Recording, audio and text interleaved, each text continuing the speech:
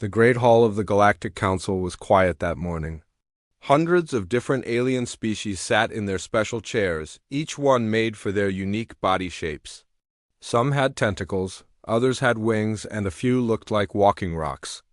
They had all come together for another boring day of galactic politics. The massive dome above them showed the stars and planets of their galaxy.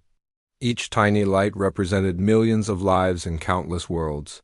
This was the center of galactic civilization, where the most important decisions were made. Elder Counselor Morden sat in the highest chair.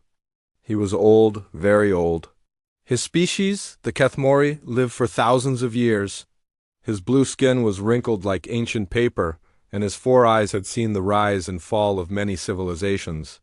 Today felt different to him, though he could not say why. The morning session was about trade routes and mining rights. Boring stuff that made many counselors fall asleep in their chairs. Some of the younger species representatives were playing games on their data tablets. Others were whispering about lunch plans. Then the emergency signal rang out. The sound was loud and sharp. It cut through the quiet hall like a knife. All the counselors sat up straight. Emergency signals only came when something very important was happening. Wars, natural disasters, or first contact with new species. A large screen appeared in the center of the hall. Static filled it for a moment, then cleared to show a very proud-looking alien. He wore a military uniform covered in shiny metals. His skin was green and scaly, and he had 3 eyes that glowed red with excitement. "Greetings, Galactic Council," the alien said in a loud voice. "I am Admiral Vexthik of the mighty Zephyrian Empire. I bring news that will shake the very foundations of this galaxy." Many counselors rolled their eyes. The Zephyrians were known for being dramatic. They loved to make big speeches about small things. Their empire was medium-sized at best, but they acted like they ruled half the galaxy. Admiral Vexthik puffed out his chest. "My scout ships have discovered a new world. A primitive planet in the Sol system. The locals call it Earth. They are a young species, barely out of their caves. They have simple technology and no space defenses." Some of the younger counselors leaned forward with interest. New worlds were always exciting. First contact protocols would need to be established. Trade agreements could be made. Cultural exchanges could begin, but Admiral Vexthik had other plans. These humans, as they call themselves, live on a world rich in resources, water, metals, fertile land.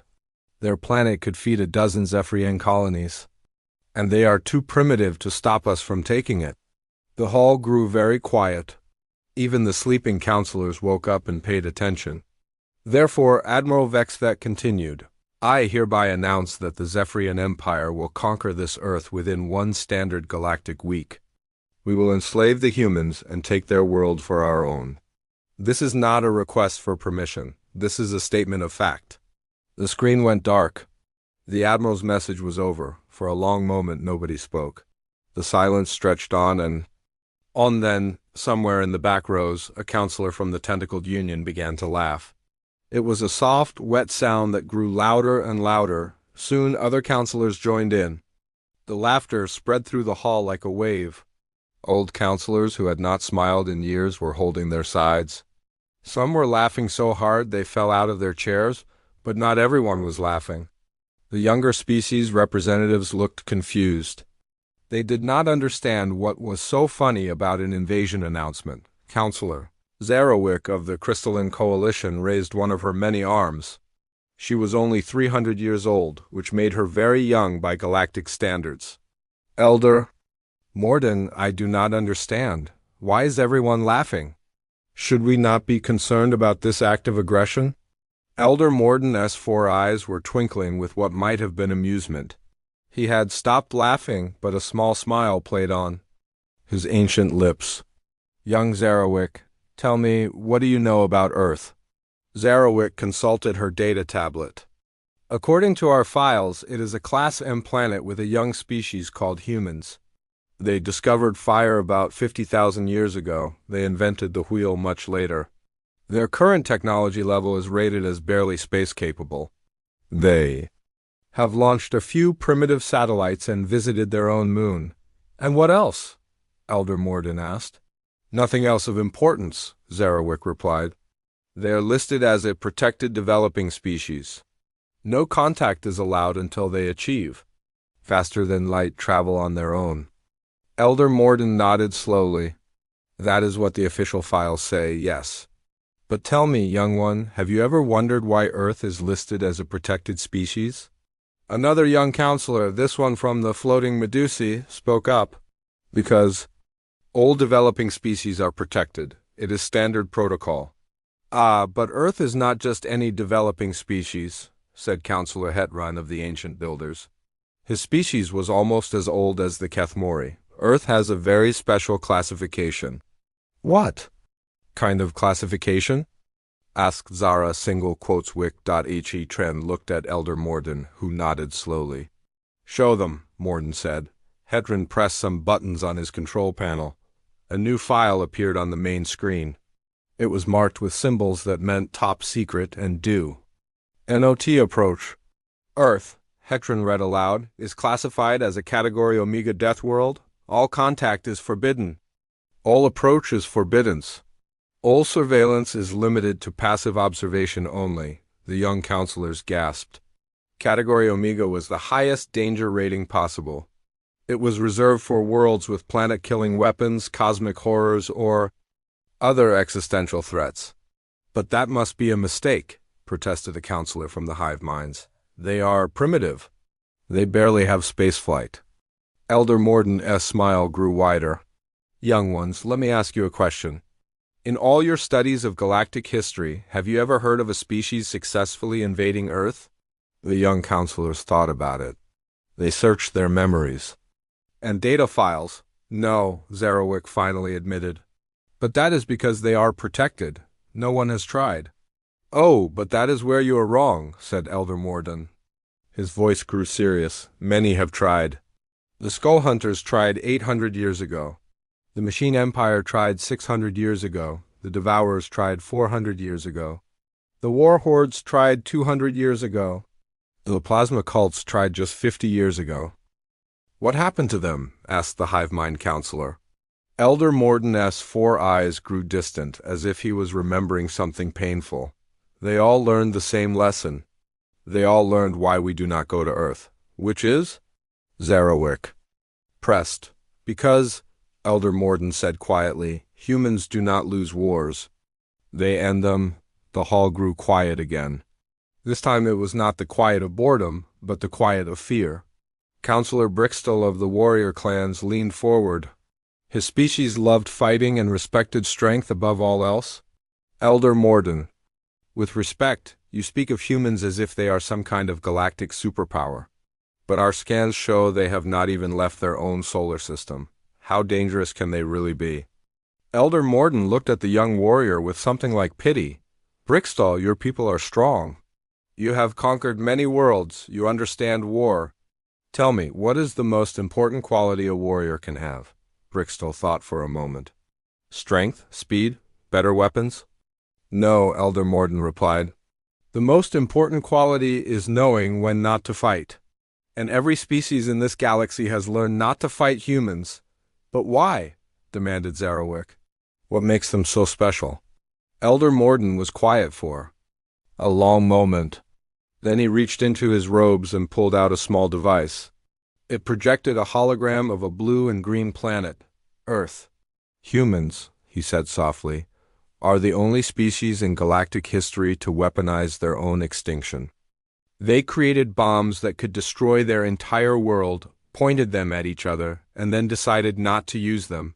What kind of species does that? The young counselors had no answer. They are the only species to go to war with themselves, for the right to stop going to war with themselves. They killed millions of their own kind to prove that killing was wrong. What kind of species does that? Still no answer. They are the only species to look at the most dangerous predators on their planet and decide to keep them as pets. They live with wolves, sleep with cats, and swim with sharks. What kind of species does that? The hall was completely silent now. And, Elder Morden continued, They are the only species to hear about the existence of other intelligent life in the universe and immediately start planning how to fight it. Not trade with it, not learn from it, fight it. Their first question is never, are they friendly? It is always, how do we kill them if we need to? He paused and looked around the hall. What kind of species does that? Finally, one of the ancient counselors spoke up. It was Sage Quelix of the Thought Weavers, a species so old they remembered when the galaxy was young. The kind of species, Quelix said in a voice like whisper of wind, that survives everything the universe throws at it. Elder Morden nodded. Exactly. And that is why we leave Earth alone, not because we pity them, not because we want to protect them, but because we want to protect ourselves. Suddenly, the betting pools began. The ancient counselors who had seen this pattern before started placing wagers on their communication devices. How long would the Zephyrian Empire last? How many ships would they lose? Would any of them make it home alive? The odds were not in the Zephyrians' favor. Counselor Mtak of the scavenger fleet was taking bets. I have 48 hours for total Zephyrian defeat, he announced. Any takers? Too long, called out Hetron. I say 24 hours. You're both too generous, laughed Sage Quelix. I give them 12 hours from first contact.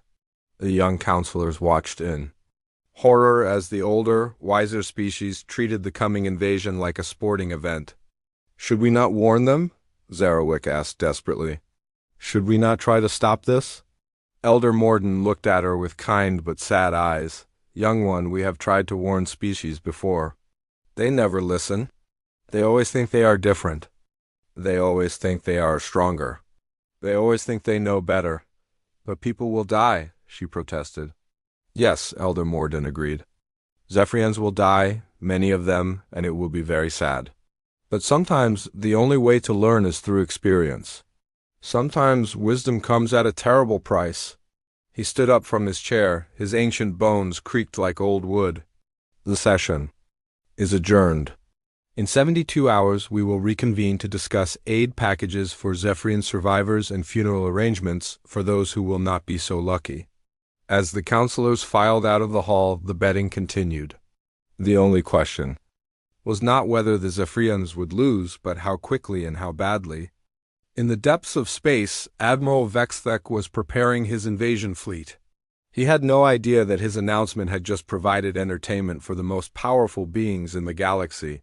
He had no idea that he was about to make the same mistake that hundreds of species had made before him. He had no idea that he was about to learn why, in all the vast galaxy, there was one small blue planet that everyone feared to touch, Earth. 3 hours after Admiral Vexthek's announcement, Elder Counselor Morden called for an emergency session. This was unusual. Emergency sessions were normally reserved for galaxy-ending disasters or the discovery of new cosmic threats. But Morden knew that what was about to happen might be worse than either. The young counselors filed back into the Great Hall. They were confused and worried. Many of them had spent the break time researching Earth in the public databases. All they found were basic facts about a primitive world with a young species that had barely learned to use fire, but the older counselors looked grim. They knew what was coming. Elder Morden stood at the center of the hall. In his hands was a data crystal that seemed to glow with its own dark light. The crystal was black as space and covered in warning symbols. Young ones, Morden began, his voice heavy with sadness. What I'm about to show you is classified at the highest levels. This information is restricted to counselors who have served for more than 500 years. But given what is about to happen, you need to understand why we fear Earth. Counselor Zarowick raised her crystal arm. Elder Morden, surely you exaggerate. How dangerous can one primitive planet be? Morden looked at her with his four ancient eyes. Zarowick, in your 300 years of life, how many species have you seen go completely extinct? 2, she replied after thinking. The glass eaters who poisoned their own atmosphere, and the mind stealers who were destroyed by the Galactic Defense Force for crimes against consciousness.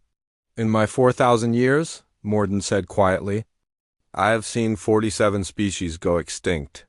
23 of them died from natural disasters. 15 died from their own mistakes. 6 were destroyed by the defense force for being too dangerous to live. He paused and looked around the hall. And 3, he continued, died because they tried to invade Earth. The young counselors gasped. Species extinction was the worst thing that could happen. It meant every member of that species was dead, gone forever, wiped from existence. That is impossible, protested Counselor Brickstall of the warrior clans. 3 entire species? The humans are primitive. They have no space fleet, no energy weapons, no planetary shields. Elder Morden inserted the black crystal into a reader. Let me show you the true history of Earth. Let me show you why we have kept this knowledge secret for so long. The great dome above them went dark. Then it began to show images. Real images. From real events that had been carefully hidden from the younger species. The first image showed Earth as it was 800 years ago. Green and blue and beautiful, spinning peacefully in space. It looked harmless. The first species to try conquering Earth, Morden explained, called themselves the Skull Hunters. They were proud warriors who had conquered 50 worlds. They believed that might made right. They worshipped strength and despised weakness. The image changed to show massive black ships entering Earth's solar system. The ships were covered in spikes and bones. They looked like flying nightmares designed to inspire fear. The Skull Hunters scanned Earth and found a species that was fighting amongst themselves. Humans were having what they called a world war. Millions of them were dying in battles across their planet. The Skull Hunters thought this made humans weak and divided. The young counselors watched as the alien ships moved toward the blue planet. The Skull Hunters sent a demand for surrender. They expected the humans to bow down in fear. Instead, something incredible happened. The image showed human cities. People were running in the streets, but they were not running away from each other anymore. They were running toward meeting places, toward military centers, toward weapon factories. The humans stopped fighting each other, Morden continued.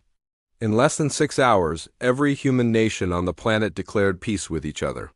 Not because they loved each other, but because they had found something they hated more. What? Asked Zarawik. Being invaded. The images showed human factories working day and night, weapons being mass-produced, soldiers training together who had been enemies the day before, scientists from different countries sharing their most secret research. The Skull Hunters landed their invasion force, Morden said. 1 million of their finest warriors. They expected an easy victory against a divided species. The dome showed the first battle. Skull Hunter warriors, each one 8 feet tall and covered in natural armor, charging across a human city. They had energy weapons and personal shields. They should have been unstoppable, but the humans were ready. The image showed something that made the young counselors sick to their stomachs. Humans were fighting back with everything they had. Not just soldiers, but civilians. Old people, children, everyone who could hold a weapon was fighting, and they were winning. How? Whispered Brickstall. His warrior species prided themselves on combat skill, but what he was seeing was impossible. Watch, said more single quotes done. The images showed human tactics that no other species had ever used. They did not fight with honor. They did not follow rules of war. They fought to win, no matter what it took. Humans hid in buildings and shot at invaders from windows. They dug tunnels and attacked from below. They poisoned food supplies. They used their own children as bait to lure alien warriors into traps. This is barbaric, said Counselor Pixen of the Harmony Singers. Her species solved all conflicts through music and dance. Yes, agreed Morden, and it was effective. The dome showed the end of the invasion. The mighty Skull Hunter fleet was burning. In space, their ground forces were dead or captured. Of the 1 million warriors they had sent to Earth, exactly none returned home. The remaining Skull Hunters tried to bombard Earth from orbit, Morden continued. They planned to destroy the humans with their ship weapons rather than fight them on the ground. What happened? Asked Zarawik. The humans had been watching. Learning, in the 3 days since the invasion began, they had figured out how Skull Hunter technology worked. They built their own weapons and shot the alien ships out of space. The young counselors were quiet. This was not how invasions were supposed to work. The more advanced species was supposed to win easily. But surely, said Brixton, the main Skull Hunter fleet came to get revenge? Oh yes, said Morden.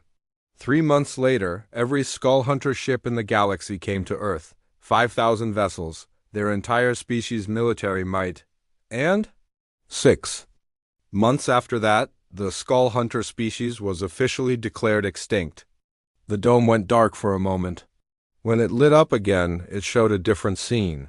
Space around Earth, but 600 years ago? The second species to try invading Earth, Morden said, called themselves the Machine Empire. They were artificial beings who had replaced their organic creators. They believed emotions made species weak. They thought pure logic would let them succeed where the Skull Hunters had failed. The images showed sleek metal ships approaching Earth. These were not designed to inspire fear like the Skull Hunter vessels. They were efficient, mathematical, perfect. The Machine Empire studied the Skull Hunter defeat carefully. They decided the problem was fighting humans on the ground. So they planned to conquer Earth from space. They would disable all human technology with electromagnetic pulses, then land and round up the helpless survivors. The young counselors leaned forward. This sounded like a much better plan. The machines sent their pulse weapons toward Earth, Morden continued. Every human electrical device should have stopped working. Every computer should have died.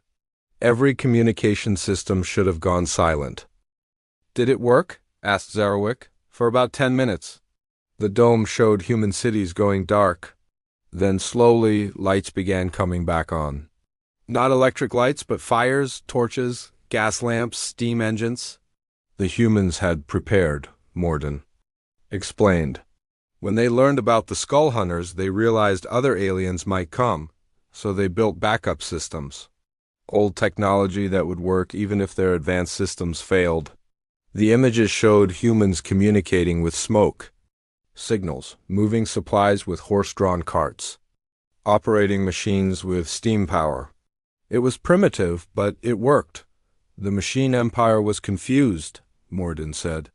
Their logical brains could not understand why humans would keep old, inefficient technology. It made no sense. Why did they do it? Asked Pixem. Because humans do not think like machines. They do not always choose the most efficient path. Sometimes they choose the path that keeps them alive. The dome showed the Machine Empire landing their forces. Millions of robotic soldiers marched out of their ships. They expected to find helpless humans hiding in dark cities. Instead, they found humans who were very much not helpless. The humans had spent 600 years preparing for the next invasion, Morden said. They had studied every piece of Skull Hunter technology they captured. They had learned to reverse engineer alien science, and they had built weapons specifically designed to fight machines. The images showed human soldiers carrying strange devices. When they pointed these devices at the robot invaders, the machines simply stopped working. Electromagnetic pulse weapons, Morden explained. The humans had learned to build them after. The Machine Empire used them. They turned the machines' own tactics against them. The young counselors watched in amazement as human fighters systematically shut down the robot army. Without their electronic brains, the machines were just metal statues. The Machine Empire tried to retreat, Morden continued. But the humans had also learned something else from the Skull Hunter invasion. What? Never let enemies escape to warn others. The dome showed human spacecraft rising from Earth. They were crude and ugly compared to the sleek machine ships. But they worked. And they were armed with weapons that made robot circuits fry just by being near them. The Machine Empire's retreat became a rout. Their perfect logical plans fell apart when faced with human unpredictability. Within a week, every machine ship in the solar system was dead metal floating in space. And their home fleet? Asked Brixton. The humans followed them home, Morden said simply. 80 months later, the Machine Empire's homeworlds were silent. Another species extinct. The dome went dark again. The young counselors were beginning to understand why the older species feared Earth, but Elder Morden was not finished. "The third extinction," he said, "happened only 400 years ago. I was there for this one. I saw it myself." The dome lit up again. This time it showed a species that looked like giant spiders made of crystal. They were beautiful and terrible. At the same time? "The Devourers," Morden said, and even his ancient voice shook a little. "They did not want to conquer Earth. They wanted to eat it. Their species consumed entire planets, turning all matter into energy to feed their growing numbers." The young counselor shuddered. The Devourers sounded like something from nightmares. "The Devourers had eaten 300 worlds," Morden continued. "Nothing had ever stopped them. They were confident that Earth would be just another meal." The images showed massive crystal ships surrounding Earth. These were not invasion vessels. They were harvesting ships, designed to strip a planet down to its core. "The Devourers began their feeding process," Morden said. "They sent energy beams down to Earth's surface, planning to convert all matter into pure nutrition." The young counselors watched as the beams struck Earth. For a moment, it looked like the planet would be destroyed like all the others. Then something impossible happened. "The energy beams stopped working," Morden said. "Something was blocking them. Something the Devourers had never encountered before." The dome showed the space around Earth changing. What had looked like empty space was suddenly filled with massive structures. Weapons platforms, defense stations, battle fleets. "The humans had been busy," Morden explained. 400 years of preparation. 400 years of building and planning and getting ready for the next threat. The young counselors stared in shock. The space around Earth looked like the most heavily defended system in the galaxy. How had the humans built all of this without anyone noticing? "Stealth technology," Morden answered their unspoken question. "The humans had learned to hide in plain sight. Everything you are seeing was there all along. We just could not see it." The images showed the human defense fleet engaging the Devourers. But these were not the crude ships that had fought the Machine Empire. These were sleek, advanced vessels that looked like they belonged to a galactic superpower. "Where did they get this technology?" asked Zarowick. "They built it," Morden replied. "Humans have one trait that makes them more dangerous than any other species in the galaxy. They learn from their enemies. Every time someone attacks them, they become stronger." The battle was fierce. The Devourers were powerful, and they had eaten hundreds of worlds, but the humans were ready for them. "The humans had studied Devourer biology," Morden explained. "They knew how the crystal creatures fed. So they built weapons that turned the Devourer's own feeding process against them." The dome showed human ships firing strange beams at the crystal invaders. Where the beams hit, the Devourers began to dissolve. They were being consumed by their own feeding mechanism. "Poetic justice," said Sage Quelix. The eaters became the eaten. The battle lasted 3 days. When it was over, the mighty Devourer fleet was nothing but crystal dust floating in space. Another species had learned too late that attacking Earth was suicide. "And their home swarm?" asked Brixtel. Elder Morden's expression grew very dark. "The humans hunted them down, all of them, across 3 star systems. They said they could not allow a species that ate planets to continue existing." The young counselors were silent. 3 extinctions. 3 entire species wiped out because they had attacked one small blue planet. "Now, do you understand?" Morden asked. "Now, do you see why we leave Earth alone?" Counselor Zarowick raised her crystal arm again. But Elder Morden, this was hundreds of years ago. Surely the humans have not continued to advance their military technology? Elder Morden and the other ancient counselors exchanged looks. Sage Quelix began to laugh, a sound like wind through broken glass. "Young one," Quelix said, "humans never stop preparing for war. It is what they do. It is who they are." "What do you mean?" asked Zarowick. Elder Morden touched his control panel. A new image appeared on the dome. It showed Earth as it was today, The planet looked peaceful. Blue oceans, white clouds, green continents, but the space around it was different.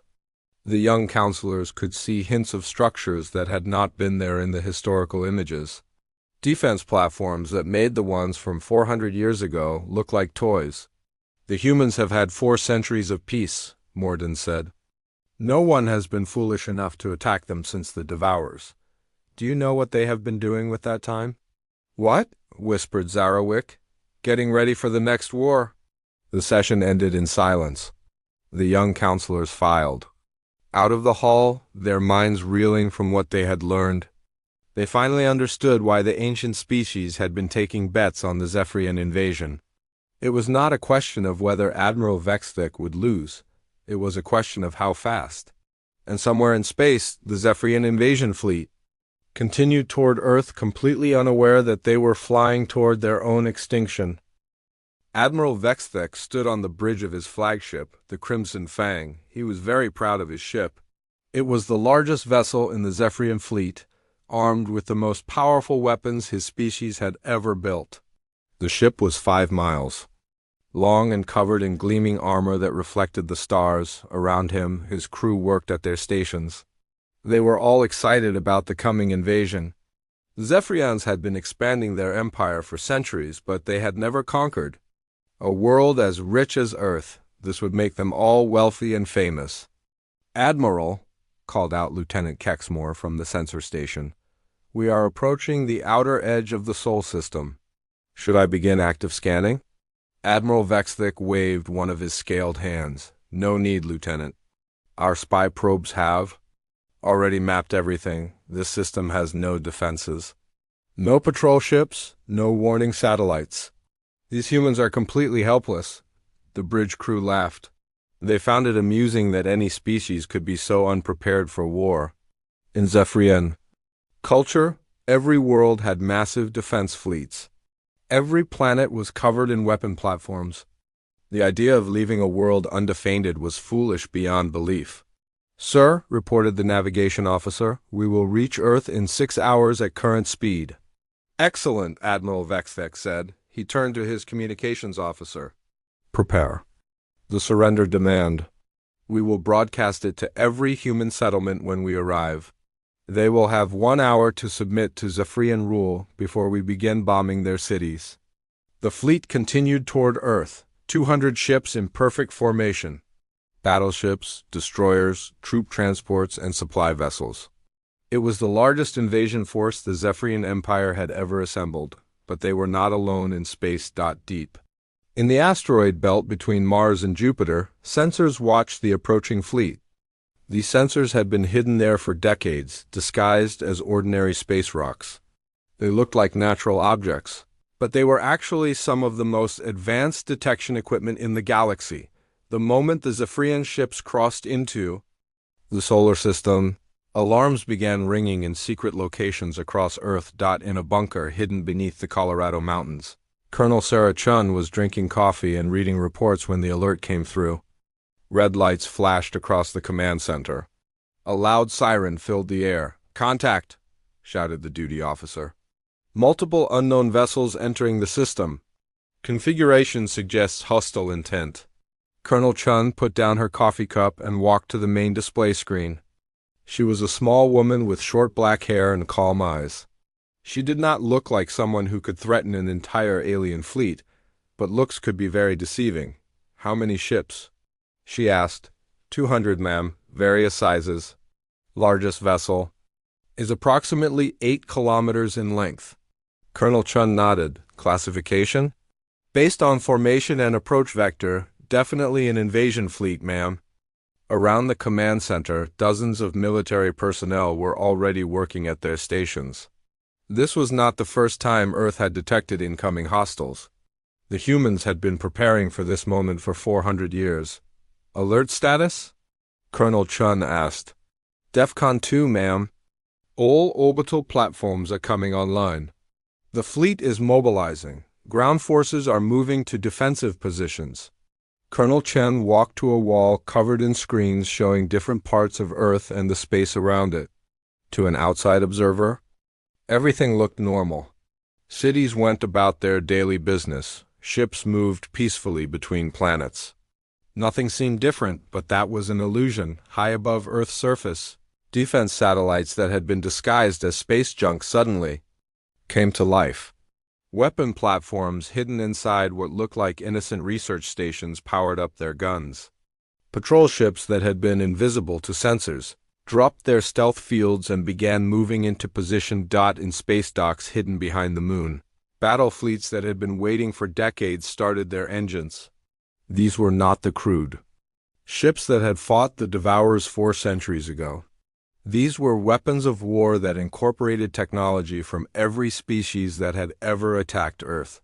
"Time to intercept?" Colonel Chun asked. 4 hours, 37 minutes until they reach Earth orbit, ma'am." "More than enough time." Colonel Chun turned to her communications officer. "Signal the fleet. Authorization, Omega 77. Tell them it's time to go to work." Meanwhile, Admiral Vexthik was enjoying what he thought would be his last peaceful meal before the invasion. He was eating in his private dining room, looking out at the stars through a large window. In a few hours, he would be the conqueror of Earth. His name would be remembered forever in Zephyrian history. "Admiral." The voice came through his communication device, urgent and worried. "Admiral, you need to come to the bridge immediately." Vexthek sighed and put down his food. "What is it, Lieutenant?" "Have the humans sent a surrender message already?" "No, sir." "Something else, something impossible. You need to see this." Admiral Vexthik walked quickly to the bridge. When he arrived, he found his crew staring at their sensor displays in confusion and fear. "Report," he demanded. Lieutenant Kexmore turned to face him. His 3 eyes were wide with shock. "Admiral, our sensors are detecting objects that were not there before." "What kind of objects?" "Ships, sir. Lots of ships. They appear to be materializing out of empty space." Admiral Vexthik looked at the main display screen. It showed the space around Earth, which had been completely empty just an hour ago. Now it was filled with dots of light, hundreds of them. "Maybe thousands." "That is impossible," he said. "Our advanced scouts reported no defenses, no fleet, nothing." "Sir," called out the tactical officer, "I am reading massive energy signatures. These are not civilian vessels, these are warships." Admiral Vexthik felt a cold fear growing in his stomach. But he pushed it down. He was a Zephyrian warrior. He did not retreat from primitive species. "How many ships?" he asked the tactical officer worked at his station for several minutes. "Sir, I count at least 500 vessels." "Possibly more. They are still appearing." "Still appearing?" "What do you mean?" "They seem to be dropping some kind of stealth technology, sir. Ships that were invisible are becoming visible. I think they were there all along." Admiral Vexthik stared at the screen. 500 ships was more than twice the size of his invasion fleet, but that was impossible. The humans were supposed to be primitive. They barely had space flight. "Sir," the communications officer spoke up, "we are receiving a transmission from the human fleet." "Put it on screen." The main display changed to show a human woman in a military uniform. She was sitting in what looked like a command chair, surrounded by officers and displays. Behind her, Admiral Vexthik could see other humans working calmly at their stations. "Attention, unknown vessels," the woman said in a calm, professional voice. "This is Commander Sarah Chun of the Terran Defense Force. You have entered restricted space without permission. State your intentions immediately." Admiral Vexthik stepped forward.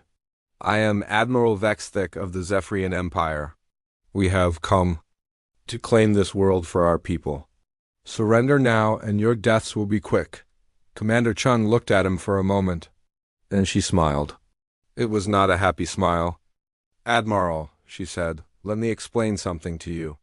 This is Earth. We don't surrender. We don't negotiate. We don't run away. What we do is fight. And we're very, very good at it." "You cannot threaten us," Admiral Vexthik shouted. "We have 200 ships. We have the most advanced weapons in the galaxy." Commander Chun's smile grew wider. "Admiral, let me show you something." The transmission changed to show the space around Earth from a different angle. Admiral Vexthik gasped. There were not 500 human ships. There were not even 1,000. There were over 3,000 battle cruisers the size of small moons, destroyer squadrons moving in perfect formation, carrier groups launching fighter craft by the hundreds, weapon platforms that looked like they could crack planets, and all of them were pointed at his fleet.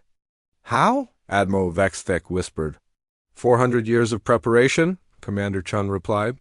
400 years of building and planning and getting ready for visitors like you.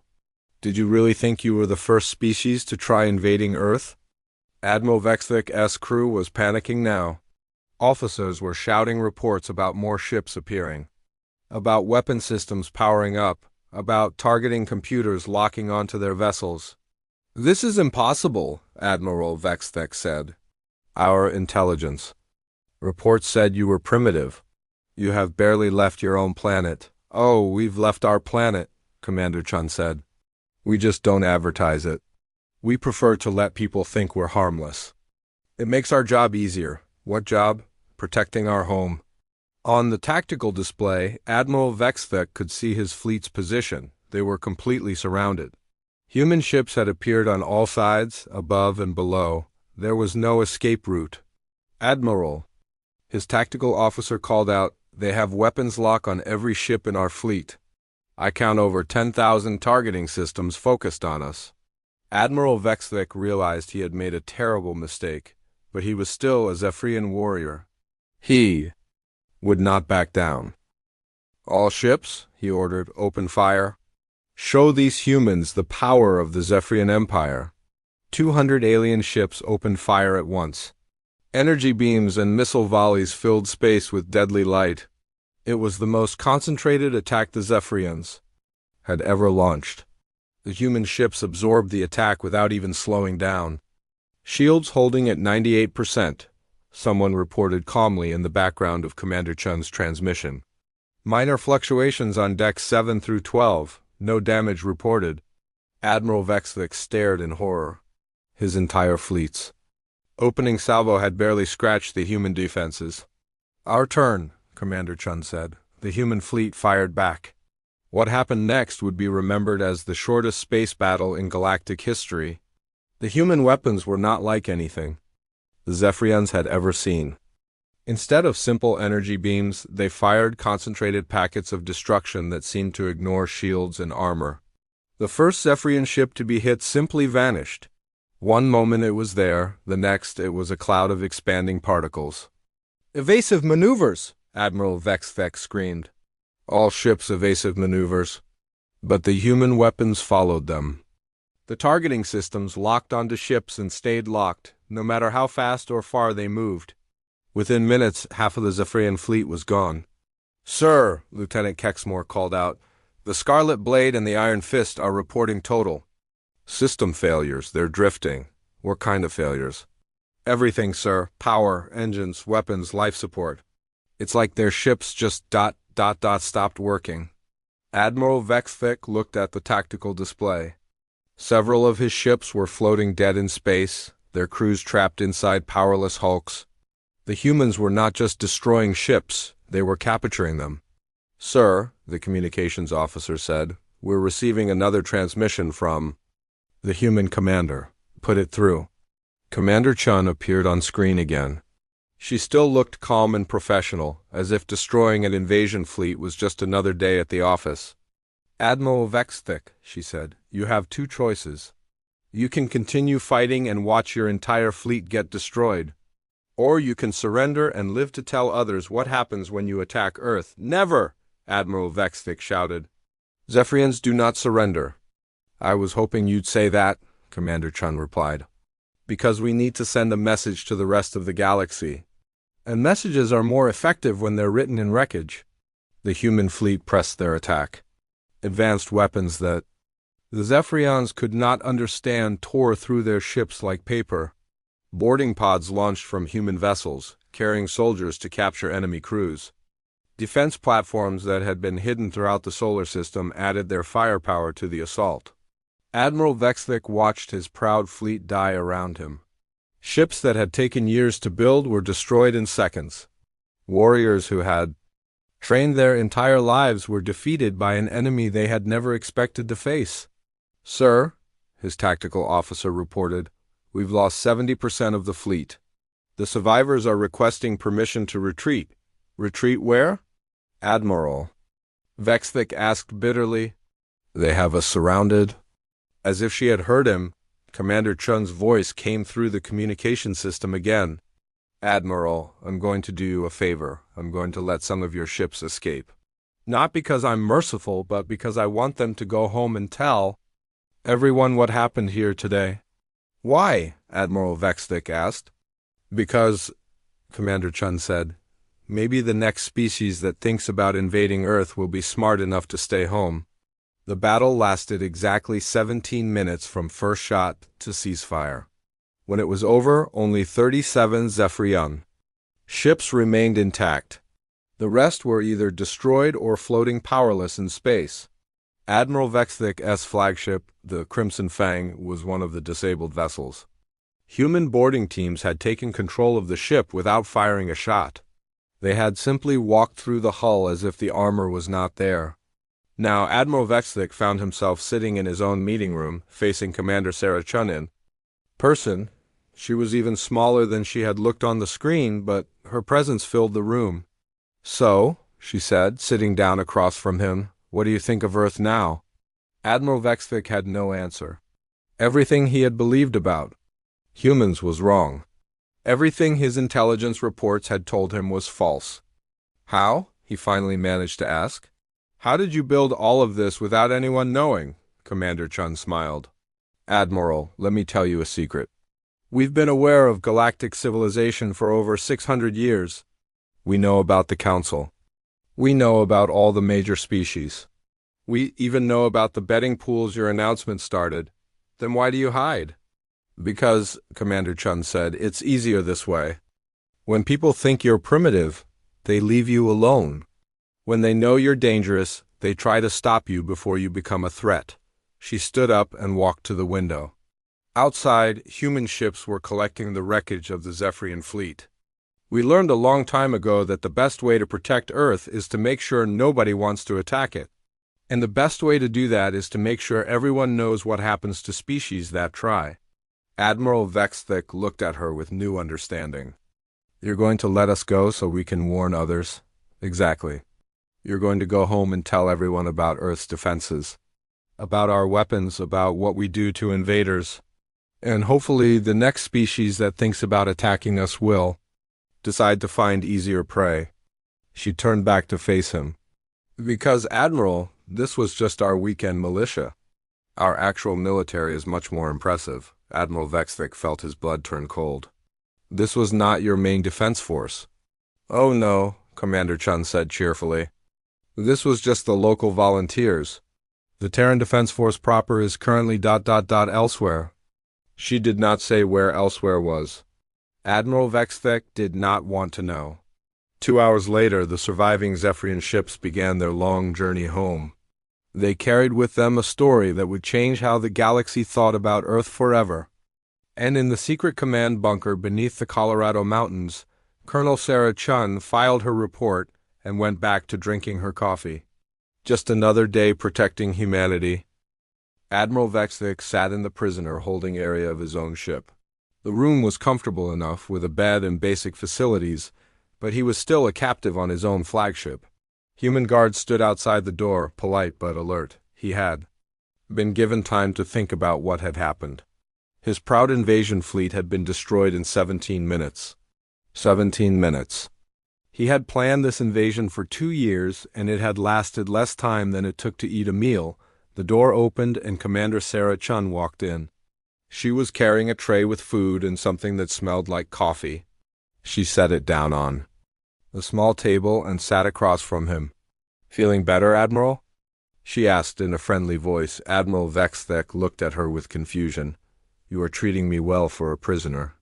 "You're not exactly a prisoner," Commander Chun replied. "Think of yourself as a guest, a guest who happened to attack our home. Why are you being kind to me? Your people destroyed my fleet." Commander Chun poured herself a cup of coffee from a small pot on the tray. "Admiral, let me ask you something. Do you have children? The question surprised him. Yes, 2 sons and a daughter. Do you love them? Of course I do. What kind of question is that? The kind that explains everything, Commander Chun said. You see, Admiral, humans are very good at separating the soldier from the person. You attacked our home. That made you an enemy. But you're also someone's father. That makes you a person worth treating with respect. Admiral Vexvik did not understand. In Zephyrian culture, enemies were enemies. There was no middle ground. I want to show you something, Commander Chun continued. Something that will help you understand what you walked into today.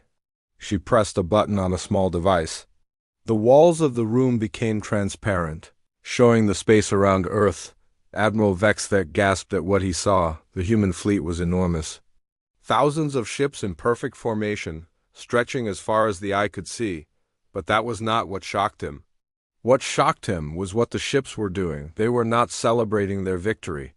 They were not looting the wreckage of his fleet. Instead, human vessels were carefully collecting the escape pods and damaged ships that contained surviving Zephyrians. Medical ships were treating wounded aliens. Rescue teams were working around the clock to save as many lives as possible. You are helping my people, Admiral Vexvik said in amazement.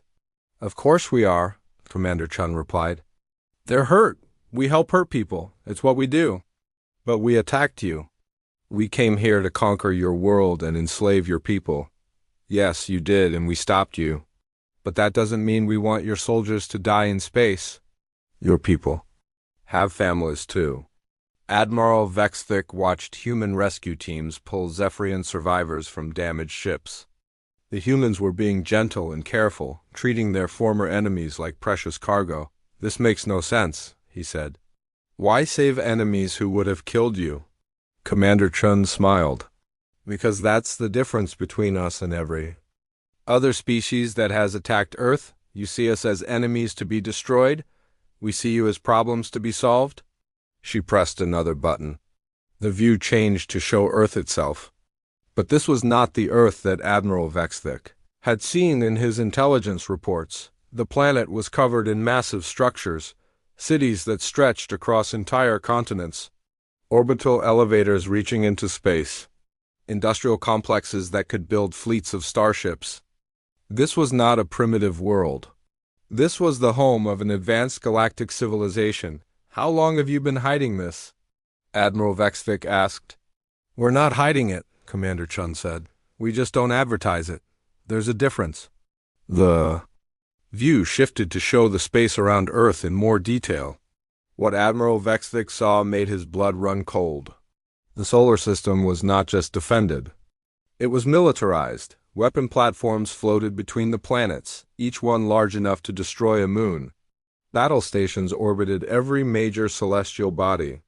The asteroid belt had been turned into a massive shipyard where human vessels were being built by the hundreds. This is impossible, Admiral Vexvik whispered.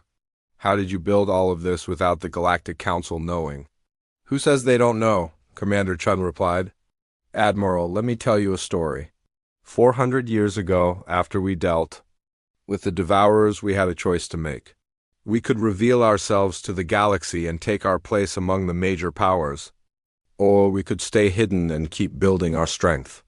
Why did you choose to hide? Because we studied galactic history.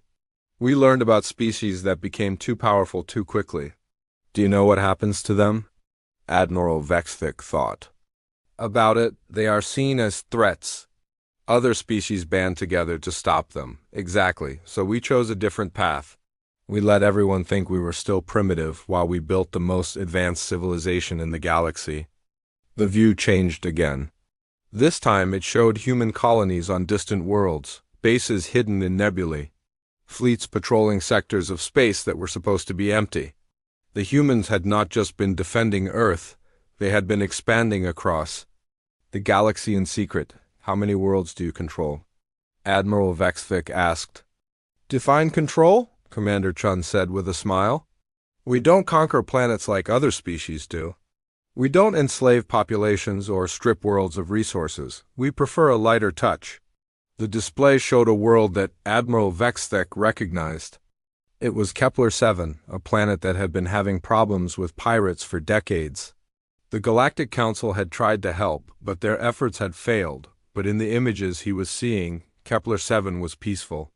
Trade ships moved safely between the planet and orbital stations. The pirate problem had been solved. "You did this?" he asked. "We helped," Commander Chun said. "Pirates were attacking civilian ships. That's not acceptable, so we dealt with the problem." "How? We talked to them first?" "Explained that piracy was bad for business. Offered them jobs with our merchant fleet. Instead, most of them accepted, and the ones who didn't?"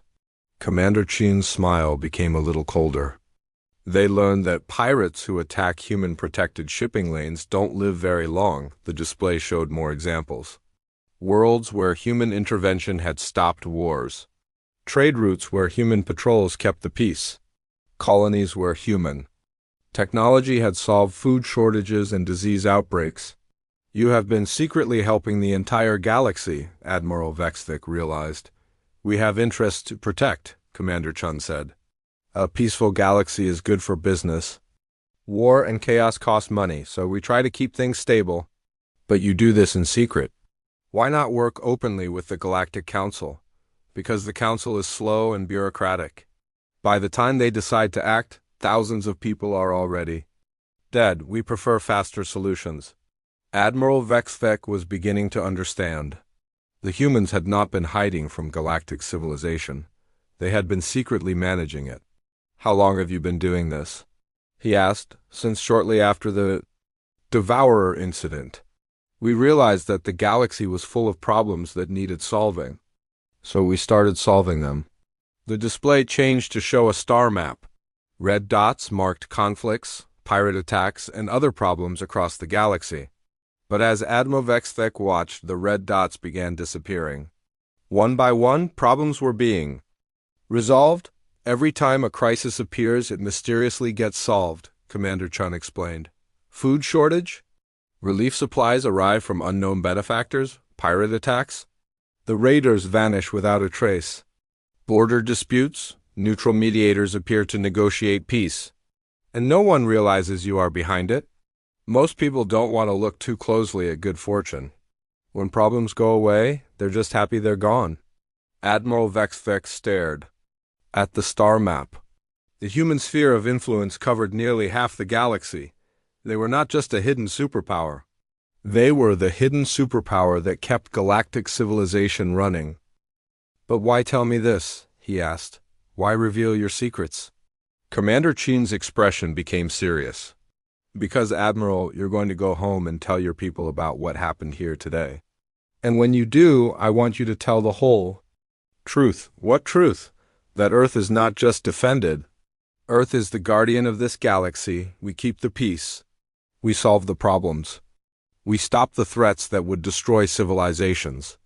She stood up and walked to the transparent wall. Outside, human ships continued their rescue operations. "Your empire has been expanding for centuries," she said, "taking worlds by force, enslaving populations, creating instability wherever you go.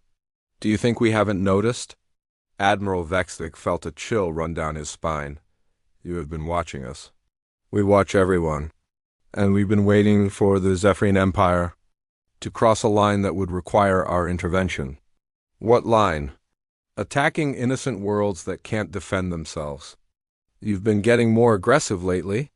More willing to use violence against civilian populations. That's not acceptable." The display changed to show recent Zephyrian conquests.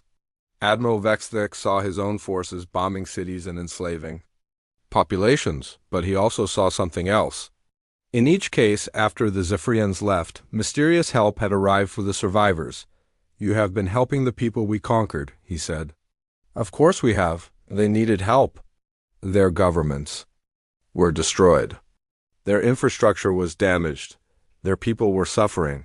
How? Medical supplies, food aid, technology to rebuild their worlds.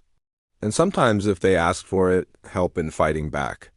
Admiral Vexthek thought about recent reports from the frontier. Several Zephyrian outposts had been mysteriously destroyed. Occupation forces had vanished without a trace. His military leaders had blamed rebels and pirates. "It was you," whispered.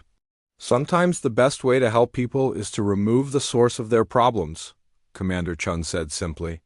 "You have been fighting a secret war against my empire." "No, Admiral. We've been preventing your empire from committing genocide."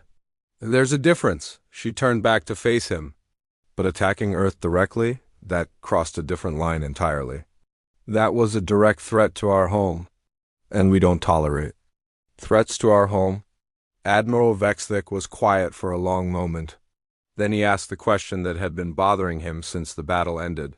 "What happens now? You defeated my fleet. You could destroy my empire if you wanted to. What are you going to do?" Commander Chun smiled again. It was not a threatening smile, but it was not entirely friendly either. "That depends on what your empire does next," she said. "You have two choices.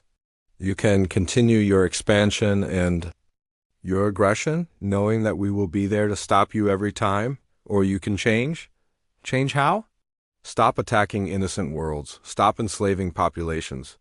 Start trading instead of conquering. Start helping instead of hurting." "And if we choose to keep fighting?" Commander Chun's smile disappeared entirely. "Then you'll learn what happened to the Skull Hunters, the Machine Empire, and the Devourers. Because, Admiral, what you saw today was just us defending our home. You don't want to see what we're like when we go on the offensive." Admiral Vexthik believed her. After what he had witnessed, he had no doubt that the humans could destroy his entire species if they chose to. "How do I convince my people to change?" he asked. "Zephyrians have been warriors for thousands of years. Conquest is our way of life."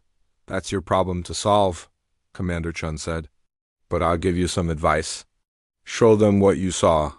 Here today, show them what we're capable of. Explain that the galaxy is not an empty frontier waiting to be conquered.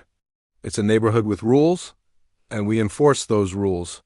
She pressed a button and the walls became solid again. "Your ships will be repaired and resupplied for the journey home. Your wounded will receive medical treatment. Your dead will be returned to you with full honors." "You would do that for enemies?" "We would do that for anyone," Commander Chun replied, "because that's who we are. We fight when we have to. We help when we can.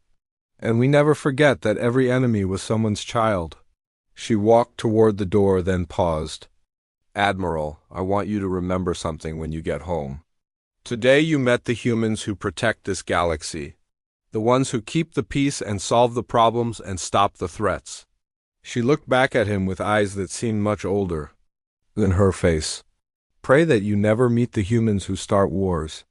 The door closed behind her, leaving Admiral Vexthek alone with his thoughts and the terrible knowledge that his species had just made an enemy of the most powerful force in the galaxy. An enemy that was offering them one chance to change before it decided they were too dangerous to exist.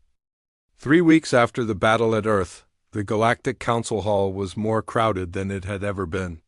Representatives from every major species had come to hear what the Zephyrian survivors had to say. News of the failed invasion had spread across the galaxy like wildfire. Elder Counselor Morden sat in his ancient chair, watching the chaos below. Young counselors were arguing loudly. Some demanded immediate action against Earth. Others insisted that the humans had only defended themselves. A few suggested that the entire story was made up, but the older counselors sat in silence. They knew the truth. Admiral Vexthik stood at the center of the hall. He looked much older than he had 3 weeks ago. His scales had lost their shine. His 3 eyes were haunted by what he had seen. When he spoke, his voice was quiet and broken. "Honored counselors," he began, "I have come to tell you about Earth, about what really happened when my fleet tried to invade their world." The hall grew quiet. Everyone wanted to hear this story. "I thought I was attacking a primitive planet," Admiral Vexthik continued. "My intelligence reports said the humans had no defenses. No space fleet, no weapons that could threaten us." He paused and looked around the hall. "I was wrong. I was wrong about everything." For the next hour, Admiral Vexthik told his story. He described the human fleet that appeared from nowhere. The battle that lasted only 17 minutes. The weapons that could destroy ships or disable them without a trace, but more importantly, he told them about Commander Sarah Chun, about her offer of mercy, about the humans who rescued Zephyrian survivors and treated them with kindness. They could have killed us all, he said. They had the power to destroy my entire species if they wanted to, but instead they showed us mercy. They saved our wounded. They sent us home with a warning. What warning? Asked Counselor Zerowick. Admiral Vexthek's voice became even quieter. That the galaxy has rules, and they enforce those rules? The young counselors erupted in argument again. Some called Admiral Vexthek a coward. Others demanded proof of his claims. A few insisted that the humans must be stopped before they became too powerful, but their arguments were interrupted by a new voice. He speaks the truth. Everyone turned to see who had spoken. It was Elder Counselor Hetrin of the Ancient Builders. His species was almost as old as the Kethmori, and they rarely spoke in council sessions. I have seen the evidence, Hetrin continued. Our deep space monitors recorded the entire battle. The human fleet that Admiral Vexthek described is real. Their weapons are real. Their power is real. Then we must act, shouted Counselor Brixtel of the warrior clans. We cannot allow one species to become so powerful. We must unite the galaxy against them before they conquer us all. Elder Morden finally spoke. His voice was tired and sad. Young Brixtel, do you really think this is the first time we have had this conversation? The young warrior looked confused. What do you mean?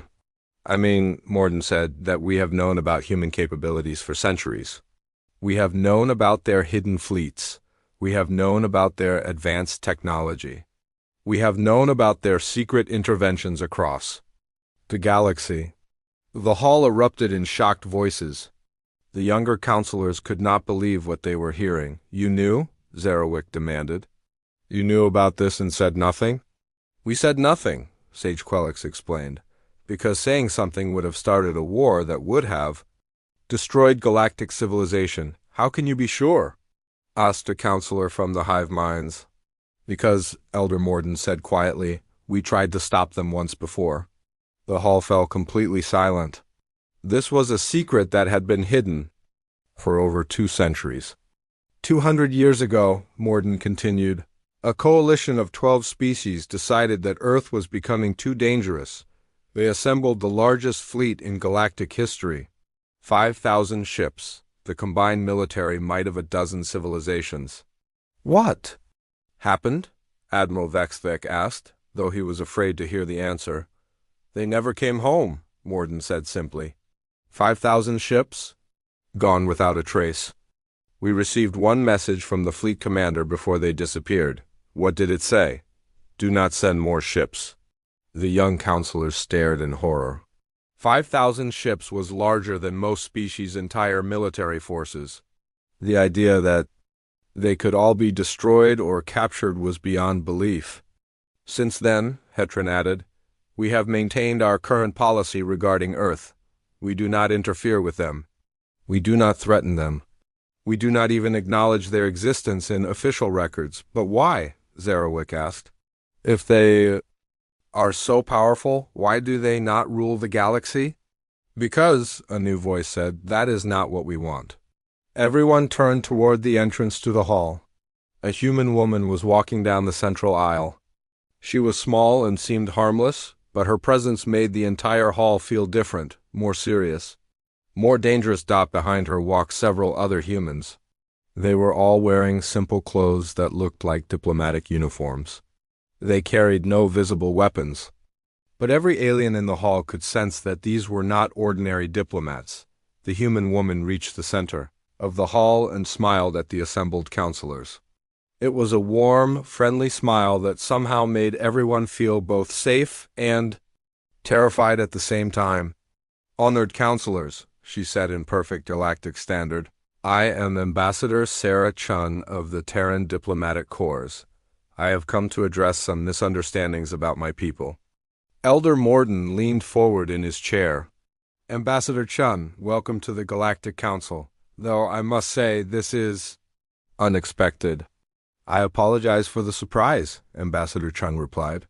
But recent events have forced us to change our policy of non-engagement. She looked around the hall, making eye contact with representatives from dozens of different species. For centuries, we have preferred to work behind the scenes, quietly solving problems, preventing conflicts, keeping the peace. But Admiral Vexthek's invasion attempt has made it clear that this approach is no longer sufficient. What do you mean? Asked Counselor Zarowick. I mean that too many species still believe Earth is a target they can attack with impunity. This belief is dangerous for everyone involved. Ambassador Chun gestured to one of her assistants who activated a holographic projector. The dome above the hall filled with images of space battles, destroyed fleets, and burning worlds. These are the remains of every fleet that has attacked Earth in the past 800 years, she explained calmly. 43 different species, over 15,000 ships, millions of casualties. The images were horrifying. The young counselors had never seen such massive destruction.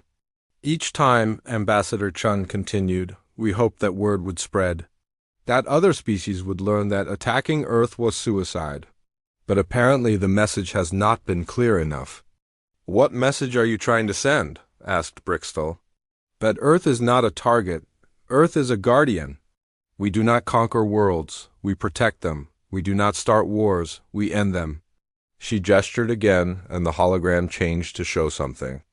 Different, peaceful worlds, thriving colonies, trade routes filled with merchant ships. This is what we actually do, Ambassador Chun said. We maintain stability. We prevent conflicts. We ensure that civilizations can grow and prosper without fear of extinction. You do this in secret, Admiral Vexthek observed. We did it in secret, Ambassador Chun corrected. But that policy ends today. She turned to address Elder Morden directly. Honored Elder, we formally request membership in the Galactic Council. The hall erupted in shocked voices. Humans joining the council would change everything. They would become an official part of galactic civilization instead of hidden guardians. But why now? Morden asked. You have remained independent for so long. Because the galaxy is changing, Ambassador Chun replied. New threats are emerging. Species like the Zephyrian Empire are becoming more aggressive. Conflicts are spreading faster than we can contain them. It is time for us to work openly instead of in the shadows. What kind of threats? Asked Hetron. Ambassador Chen's expression became grim. Have any of you wondered why the Devourers chose to attack Earth 400 years ago? They had consumed hundreds of worlds. Why did they suddenly decide to target a planet that was supposed to be primitive? The ancient counselors exchanged worried looks. This was a question that had never been answered. Because something was driving them toward us, Ambassador Chun explained. Something that wanted the Devourers to destroy Earth? Something that saw us as a threat to its own plans? What kind of something? Zarowick asked nervously. Something that feeds on chaos and war. Something that grows stronger when civilizations destroy each other. Something that has been manipulating galactic politics for thousands of years. The hall was completely silent now. Every counselor was listening intently. We call them the Whisper Lords, Ambassador Chun continued. They exist in the spaces between dimensions. They cannot directly enter our reality, but they can influence minds, push thoughts, encourage conflicts. She gestured to the hologram, which now showed a star map with dark areas spreading across it. Every major war in galactic history, every species extinction, every failed civilization. All of it has been orchestrated by entities that want to see our reality consumed by chaos. That is impossible, protested a counselor from the Harmony Singers. Is it? Ambassador Ching asked. Think about it. Why do peaceful species suddenly become aggressive? Why do trade disputes turn into genocidal wars? Why do rational beings make decisions that lead to their own destruction? The counselors began to murmur among themselves. When they thought about it, many historical conflicts did seem to follow patterns that made no logical sense. The Whisper Lords have been growing stronger, Ambassador Chun continued, more active, more willing to take direct action. The recent increase in galactic conflicts is not a coincidence. What can be done? Asked Elder Morden. We can fight them, Ambassador Chun said simply, but not alone. We need the combined strength of every major species. We need to work together instead of against each other. She looked around the hall again. That is why we are revealing ourselves now. That is why we want to join the council. Not to rule you, but to protect you. To stand with you against enemies that threaten all life in this galaxy. Elder Morden was quiet for a long moment. Then he spoke in his ancient, tired voice. What do you propose?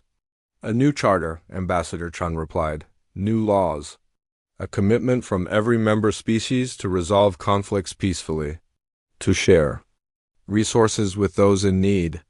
To stand together against external threats. And if some species refuse to follow these laws? Asked Brixtel.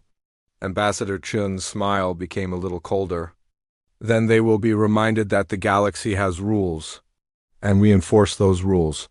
You would make war on species that refuse to comply? We would make peace, Ambassador Chun corrected.